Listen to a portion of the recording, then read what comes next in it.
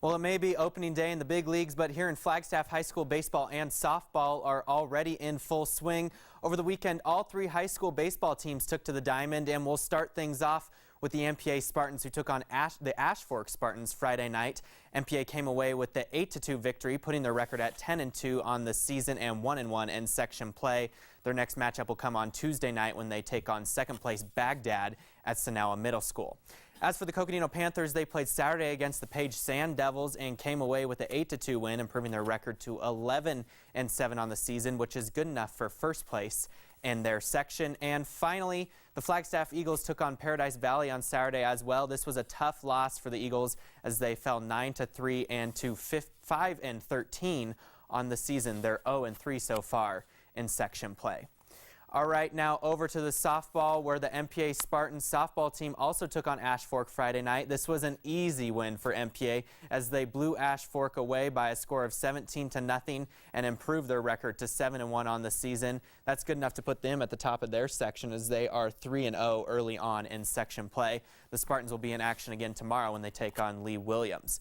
Now to the Coconino Panthers, who clashed with Monument Valley on Saturday. They beat the Mustangs 11-1, but are just 9-11 on the year and third in section play at 2-1. And finally, the Flagstaff Eagles were on the road to take on Queen Creek. They lost a tough one, losing 8-0, putting them at 9-10 on the year and 1-3 in section play. Now moving over to tennis, the NAU men's and women's teams both were on the road to take on Sacramento State over the weekend. The women were looking to hand the Hornets their first conference loss of the season. Unfortunately, things did not go quite as they had hoped. They fell 6-1 with their only win coming from Jordan Denisick in singles play.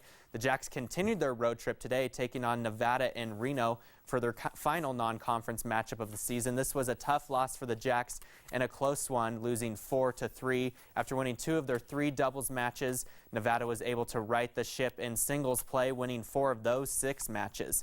The Jacks are home this week looking to rebound after a tough end to their road trip. They'll clash with Southern Utah on Wednesday. Moving over to the men now, they also took on Sac State over the weekend. This once again was very tightly contested for the Jacks, but they came up just short, falling to the Hornets 4-3. The men had victories in all 3 of their doubles matches, but things were not as easy for them in singles play as Sac State was able to come roaring back, winning 4 of the 6 singles play matches. The Jacks were originally scheduled to play UC Davis yesterday, but that match was rained out and will not be made up. So their next match will be at home this Sunday when they host Big Sky rival Weber State. Now moving to the basketball court, the NAU men's team just concluded their most successful season yet in program history on Friday night. And although things did not go as the Jacks had hoped, losing in the collegeinsider.com tournament championship game to Evansville by a score of 71-65, there was a lot of bright spots in this year as Kris Yanku led the team for the Jacks in that championship game with 18 points on the night. He also surpassed the record set by Damien Lillard for most free throws made in a single season in the Big Sky. Congrats to the Jacks on such a successful season.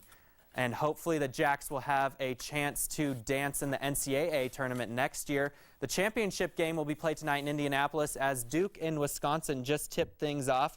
Wisconsin is led by their big man Frank Kaminsky and forward Sam Decker, who led the Badgers to a victory over formerly undefeated Kentucky. As for Duke, they are led by freshman phenom Jaleel Okafor, who averages 18 points and 9 rebounds a game.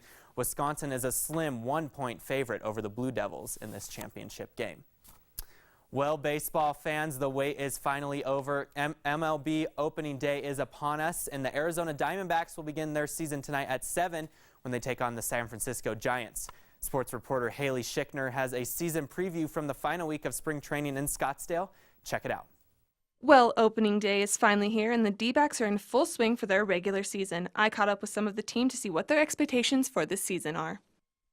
Just to win, I mean, that's what we're focused on now, and, it's not just about, you're trying to get your work in, but we're also trying to win games here, just like we're going to do in the season. So I think we got a good team this year, and looking forward to April 6th. I think, that's something we needed to do here is kind of get back to basics after last year and give us an identity that we're going to play the game hard and tough and that no one's going to want to play us. And Last year I felt like toward the end of the year a lot of teams were looking at us like that's at least 2 wins, maybe 3 every series, and we don't want that mentality. We want it where they come in and all of a sudden they're nervous to play us because we can jump up and sweep a team now and then, and if nothing else we're going to win 2 out of 3 every series.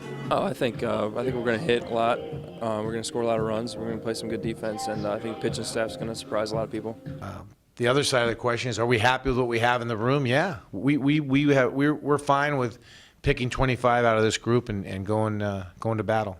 I think we got some depth. I think is our biggest strength. We got a ton of pitchers. We got a ton of position players. I mean, I feel like you could throw out 2 different lineups pretty much, all year, and I think we'd be pretty fine. As for the starting rotation, pitcher Jeremy Hellickson will open up the season for the D-backs. We're confident he's a big league pitcher, and so again, he relies on his control and use of all his pitches, and so if he's not throwing the ball where he wants to, it's tough for him. So we look for him to harness that control. The D-backs open tonight at home against the San Francisco Giants. With NAZ Today, I'm Haley Schickner.